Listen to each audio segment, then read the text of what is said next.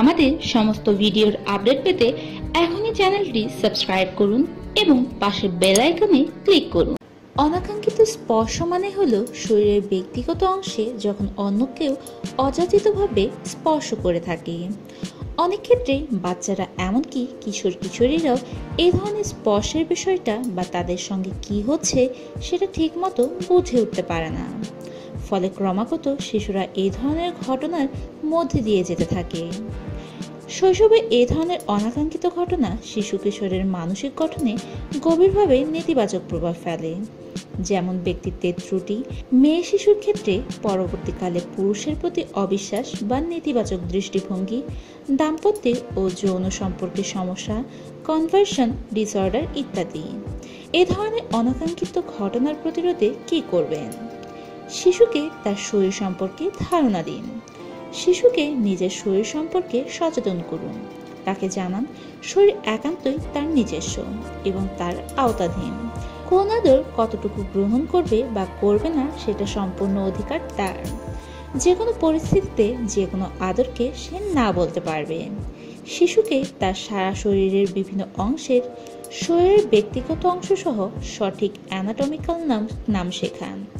সঠিক নাম জানলে শিশু শরীরের এইসব অংশ নিয়ে বিব্রত থাকে না এবং কেউ অনাকাঙ্ক্ষিতভাবে স্পর্শ করলেও অন্যের কাছে সঠিকভাবে বলতে পারবে।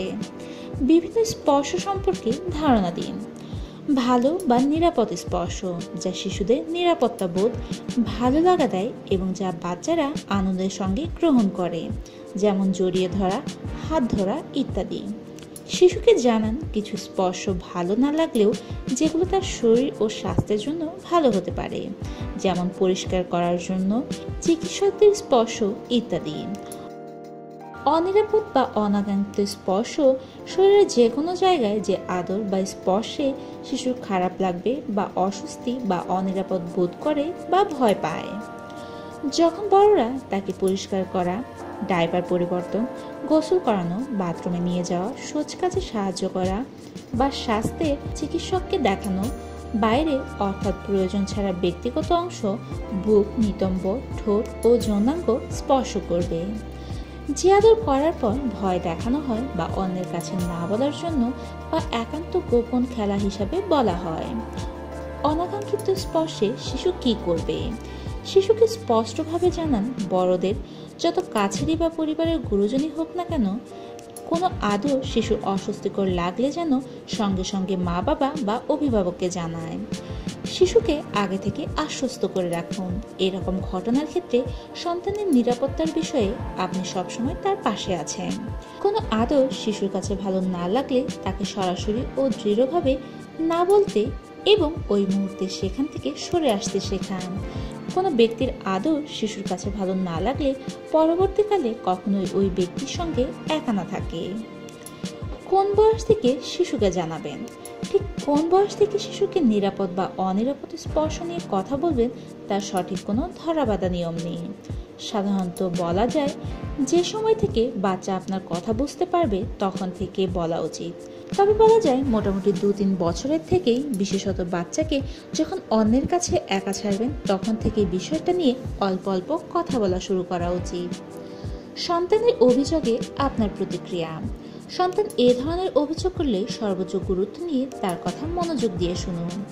এক্ষেত্রে সন্তানকে অবিশ্বাস করা বা অন্যায়কারীর পক্ষে কথা বলা থেকে বিরত থাকুন। তার অভিযোগ গ্রহণ করুন এবং তাকে নিশ্চিত করুন এ ধরনের ঘটনা সামনে ঘটবে না। এই ধরনের ঘটনা সন্তান আপনাকে বলছে মানে আপনার কাছে সাহায্য চাচ্ছে, নিরাপত্তা চাচ্ছে। এক্ষেত্রে আপনার উদাসীনতা, অমনোযোগ বা উপযুক্ত পদক্ষেপ না নেওয়া আপনার প্রতি শিশুর আস্থার ভিত্তি নড়বড়ে করে ফেলতে পারে। মনে রাখবেন, সন্তানের অনাকাঙ্ক্ষিত স্পর্শের ভয়ে শিশুকে কারো সঙ্গে মিশতে না দেওয়া বা বাইরে খেলতে না দেওয়া ঠিক না। খেলাধুলা বা সামাজিক মেলামেশা শিশুর সামাজিক দক্ষতা বাড়ায়, যা শিশুর অনাকাঙ্ক্ষিত বিষয়গুলো মোকাবেলা করতে সাহায্য করে। কেমন লাগলো আমাদের টিপসটি? অবশ্যই কমেন্ট করে জানাবেন। ভিডিওটি ভালো লাগলে কমেন্টে গুড লিখুন, আর ভালো না লাগলে ব্যাড লিখুন। আর আপনি যদি আমাদের চ্যানেলটি সাবস্ক্রাইব করে না থাকেন তাহলে এখনই সাবস্ক্রাইব করুন এবং পাশের বেল আইকনে ক্লিক করুন। ভিডিওটি ভালো লাগলে লাইক দিন আর উপকারী মনে হলে শেয়ার করুন। আপনার যে কোনো সমস্যায় আমাদের কাছে প্রশ্ন করতে ভিজিট করুন www.প্রশ্নওউত্তর.com।